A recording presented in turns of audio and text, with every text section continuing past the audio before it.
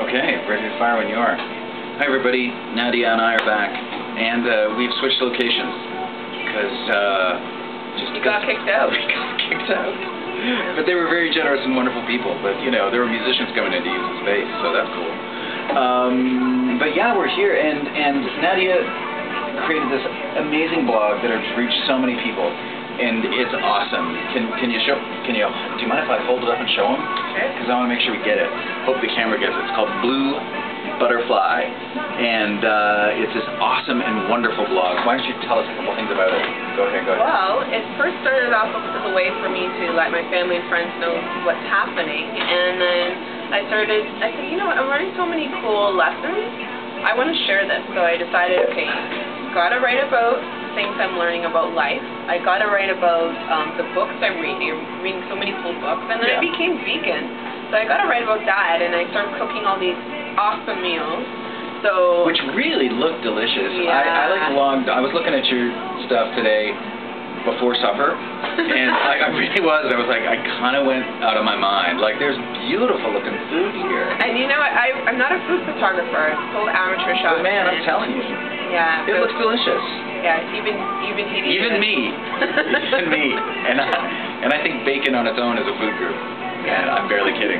Vicky Pallet. So, yeah, look at that. That's amazing. So, and is a lot of this stuff easy, or is it hard? Or some of it's really time consuming. Yeah. Like, I get some of these cookbooks, they say quick and easy meals, and I'm like, that's bull.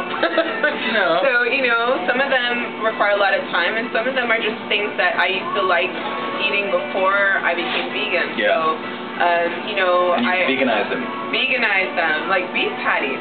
You can veganize beef patties? Amazing Jamaican beef patties. So, Caribbean vegan, Tamar made this book, awesome stuff. So, Wicked. Everything I've been learning, maybe it's a teacher in me, I don't know. Just want to share it with folks. That's amazing. And as I get involved with different cancer groups and reaching out and finding support, I found this would be helpful to share with other people, because I was terrified. I didn't really want to tell anybody. I didn't even use the word cancer. And people don't.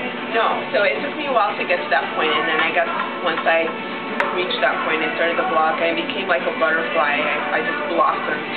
Oh, that's fabulous. Yeah, so that's fabulous. Yeah. So it's not just a cute little saying or anything like that, or a good name for a blog. It's like it has real meaning for you.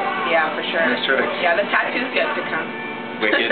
Tattoos are a good idea. Yeah. Just to let you folks know, both Nadia and I had papillary thyroid cancer, and we've both become very active as activists for people who are going through cancer or are cancer survivors, because we think that when you talk about this stuff more and you talk about strategies, there's a lot less to fear, and we can share the things we've learned and hopefully make the road a little bit easier. And you've just done such wonderful stuff. Thank you. Yeah. Congratulations. Thank you. And you know, one thing I know about, I was going to ask you, Rob, is you know, I've met, first when I got diagnosed, I knew nobody with thyroid cancer, except for maybe Roger Ebert and Rod Stewart. Rod Stewart? Yeah. Seriously. Those were the only two I knew had thyroid cancer. So now I'm finding there's thyroid cancer survivors everywhere. Like, I've seen on the bus, in my workplace, in my class. And one thing I noticed about, I would say all thyroid cancer or even cancer survivors in general, a lot of people, once you go through it, it's just put that chapter behind you. Yeah, many do, But I know in your work, like you did a one-man show, Norm versus Cancer, you did some comedy you've done some activism, talking to doctors, medical professionals, writing this book, Taking Cancers Ask. So I was wondering what made you decide to take on this activist role and go beyond just being a patient, but actually taking it further. Man, you talked about a sense of isolation a bit, and on your blog as well, and I really experienced that. And I had a lot of great support from family and friends. Got to be clear about that. I really did.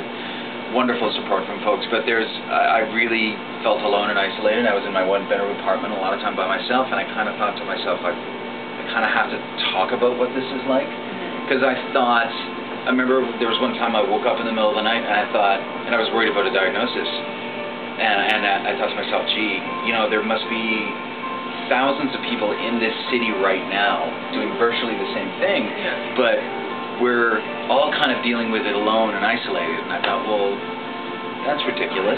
Like, let's talk about this more. And I know that you learned a lot of stuff in your journey. Yeah. And I think I learned some stuff in mine. So I'm all for other people benefiting from that. Like, you know, come on. Like, why folks shouldn't have to reinvent the wheel, you know? So if we can help each other, so that's why. Yeah. That's why I did all that. Yeah. So did you feel like you were reliving it to some degree when you're writing this book? Yeah, absolutely. Yeah. And I wrote a fair amount of the book pretty quickly after I got better. And I'm really glad I did. Okay. Because some of the details kind of go away after a while. Yeah, that's true. And some of the rawness of the experience goes Right. away. So now when I go back to the book, I go, oh yeah, I was really pissed off that day, or oh yeah, I remember that experience. So it's really important to kind of catch that stuff while it was going. Yeah, and some of the things I felt, like I just felt there was this huge rawness, and I feel like the cancer changed me. The whole experience changed me a bit. Yeah. I like to call it the cancer badass. Like there's certain things that I would probably remain silent about, or it doesn't really bother. But now my tolerance levels are so low. So it kind of people should kind of be afraid of cancer survivors. Yeah. And I'm not even kidding. Really, because we just don't take shit from people anymore. Yeah. Like, we just don't. And so you experienced it going through, and it's pretty recent for you. Like, Yeah. I've got 5 years now. I've got my 5 years all clear, but Right. you are pretty new on the journey. I just had my cancerversary of diagnosis 2 weeks ago, and I thought That's I was fast. going to be, you So know, fast. I don't know, I thought I was going to be celebrating, but I was like, no, I was grieving. I was Oh, just yeah. a pretty depressing day. Yeah. Yeah, and I felt kind of shitty for it. Yeah. You know, sorry, It's all right. It's 4-1, so yeah, we're even. Yeah.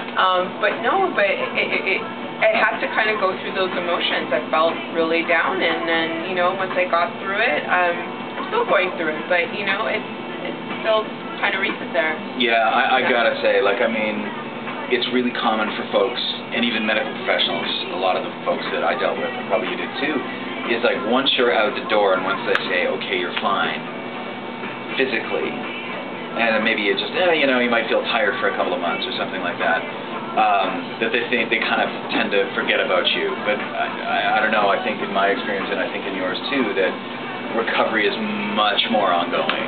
Yeah, It's definitely. much more ongoing. Even in this day, for you it's 1 year, and for me it's more than 5. Right. There's still some adjustments I have to make. You know Oh, what for I mean? sure. I need my naps daily. Yeah. I need naps daily. Yeah. The doctors didn't tell me about that. The doctors don't tell you everything. And you know They what? One don't. thing you will relate to this as a Yeah? thyroid cancer survivor is that we've been told that we have the easy cancer. And when you wrote that in your book, you said that's pretty insulting. And I agree completely. I don't think you can rank cancers, and somebody can tell you about your experience. They've never been through it, and I don't find it with other cancer survivors. They've never said that to me. No. It's been people who've never had cancer experience themselves. Yes. How I did you agree. know? How are they? Yes. Yeah. So whoever you are watching this, don't say that. Yeah. No. You know, Faux pas. That faux pas. We could maybe say it, Yeah. but you guys can't say that. Yeah. Yeah, and it's funny thing because usually it is folks who haven't had that much of an experience with it or a personal experience. I've even run into medical professionals who said that to me. Yeah, I Hey, you got think the my easy blood one, man. drawn, You got the easy one. and the woman was shaking her head. You got the easy one. I said, you don't know that, and she Don't. gave me this No. look. Like, what do you say? Yeah. What do you say when people Well, say that to you? I tell you, I've been really polite. Like I've said, oh yes, sure, I know I'm very fortunate, which I am. I've said that. Right. And in the back of my head, the thing I want to say is, hey, if it's so easy, why don't you sign up for it? You know what I mean? If this is such a breeze, Right. go for it. Have a Yeah. ball. Yeah. And everybody's journey is so different. I mean, you and I had papillary thyroid cancer, which is crazy specific. Right. And there's other people, there's so many different forms of this disease. Right. And everybody's journey is different. Yeah, I bet. Everybody's I met one woman had 3 surgeries. I've met people who've had 2 surgeries. Yeah. I've met people who found out after the thyroidectomy that they had the cancer. Yep. I've met people who've had recurring papillary thyroid cancers. So it's really such a wide range of experiences. You can't really just say this is this is it. This is it. I was told by a medical professional, who I actually really respect a lot, but I was told by this person that I would be back at work 4 days after surgery. Right. And that was so not what happened. So not what happened. Yeah. Now maybe if somebody's remarkably fortunate or has the, spirit and body of a Viking, they could pull that off, but it sure wasn't me. No, and I think it might catch up to you, like eventually. There comes a point where, it hits you and it's like, oh my gosh, what have I been through, Yeah. Oh, see, like I said, right? Time flies. Yeah. You're having a good time. That was 10 minutes, which is a long time. So we're going to stop this video on YouTube. It's a huge amount of time. So I'm going to stop this, and then we're going to start it again. So for now, this is Nadia and Rob saying, see you later. Okay, bye.